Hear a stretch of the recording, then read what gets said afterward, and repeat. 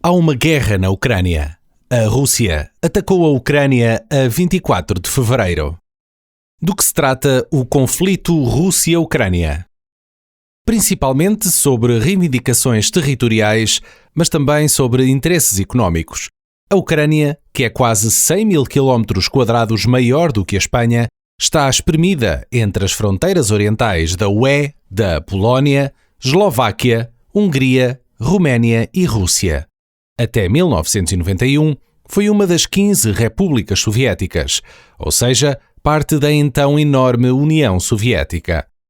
Desde a sua dissolução, as antigas repúblicas soviéticas tornaram-se estados de direito próprio. A Estónia, a Lituânia e a Letónia são agora também membros da UE e da NATO, mas a Ucrânia não é.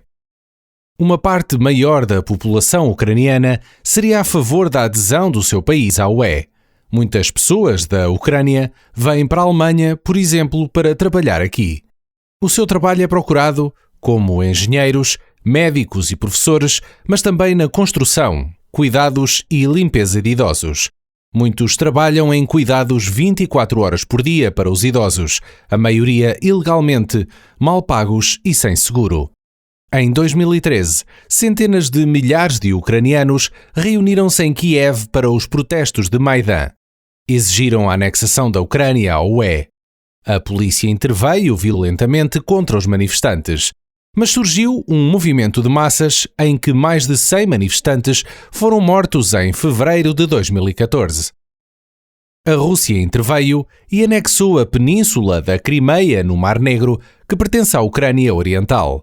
Ao fazê-lo, a Rússia quebrou tratados internacionais que estipulam o respeito pelas fronteiras e a integridade territorial. O conflito entre a Rússia e a Ucrânia não se acalmou desde então.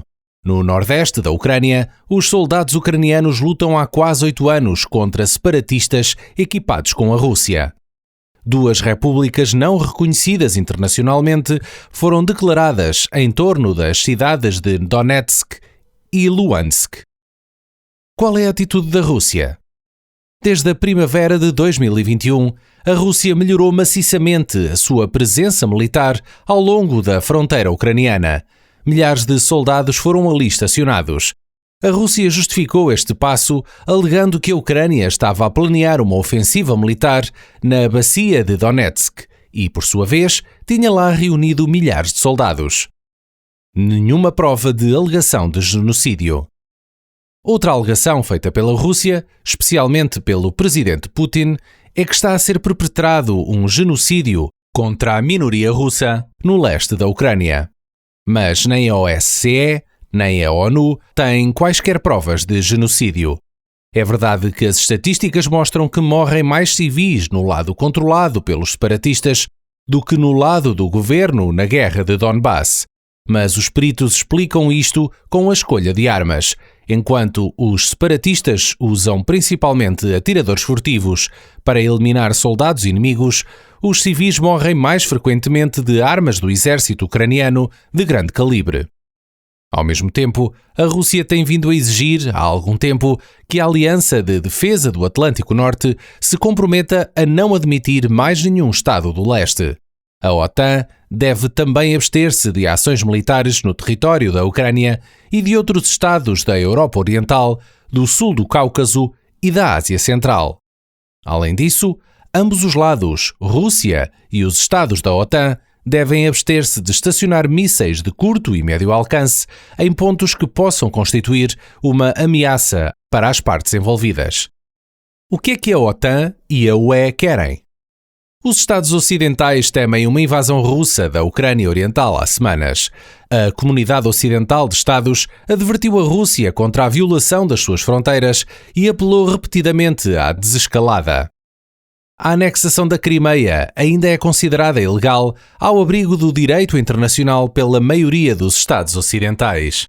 A União Europeia e os Estados Unidos da América impuseram sanções sob a forma de proibições de entrada e bloqueio de contas contra políticos russos e ucranianos e restrições ao comércio.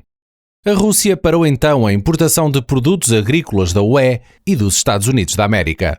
No entanto, A Alemanha está dependente do fornecimento de gás russo, que atualmente cobre cerca de 40% do consumo de gás alemão.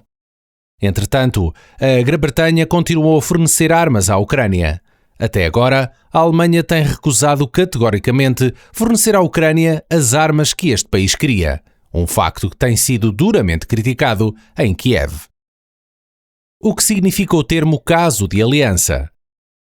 No seu Tratado do Atlântico Norte, os membros da OTAN acordaram em 14 pontos em 1949.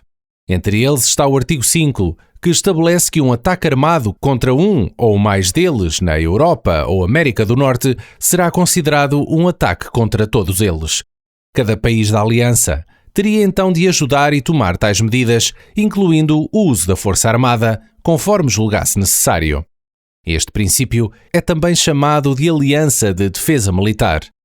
Ao longo dos anos, cada vez mais países aderiram à OTAN, mas, muito importante, a Ucrânia ainda não é um membro da OTAN. A expansão da OTAN para leste até agora, por exemplo, através dos países membros Letónia, Lituânia ou Roménia, tem sido repetidamente criticada. A Rússia salientou repetidamente que, em tempos, a OTAN tinha excluído a expansão para o leste e percebido isso como uma provocação. Entre outras coisas, o caso da aliança e o crescimento da OTAN conduziram repetidamente ao chamado equilíbrio do terror na história. Isto significa que a Guerra Fria e a crise dos mísseis cubanos, entre outros, nunca resultaram num conflito militar global por medo da outra, a grande força armada. De que lado está a própria Ucrânia? A população da Ucrânia está dividida, numa parte orientada para o Ocidente, ou fortemente nacionalista, e numa parte pró-russa. Nas cidades ucranianas orientais de Donetsk e Lugansk, as pessoas votaram a favor da secessão da Ucrânia num referendo controverso.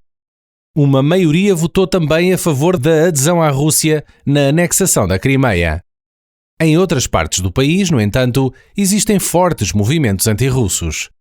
Na Ucrânia Oriental, há anos que se verificam confrontos violentos entre os dois campos, especialmente em torno das cidades de Lugansk, Odessa, Kharkov, Sloyansk e Donetsk.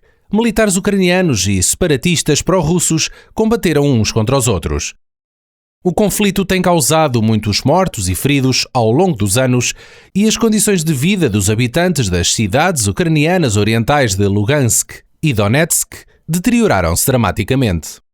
Os líderes ucranianos exigiram cada vez mais veementemente a inclusão num chamado Plano de Ação de Adesão à OTAN, uma espécie de fase preliminar à adesão. Que papel desempenha o direito internacional nisto? A situação humanitária na Ucrânia tem assim continuado a deteriorar-se nos últimos anos. No decurso das tensões no país e dos conflitos com a Rússia, fala-se repetidamente, portanto, da violação do direito internacional. Este é um sistema legal pelo qual todos os Estados do mundo devem obedecer.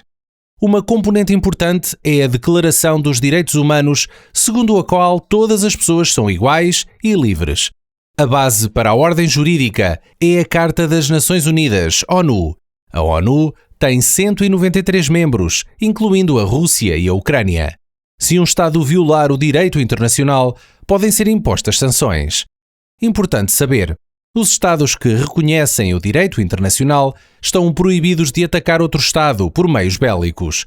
Em qualquer caso, só se pode esperar que esta terrível guerra na Ucrânia chegue brevemente ao fim e que a Rússia encontre o seu caminho de volta a um caminho pacífico.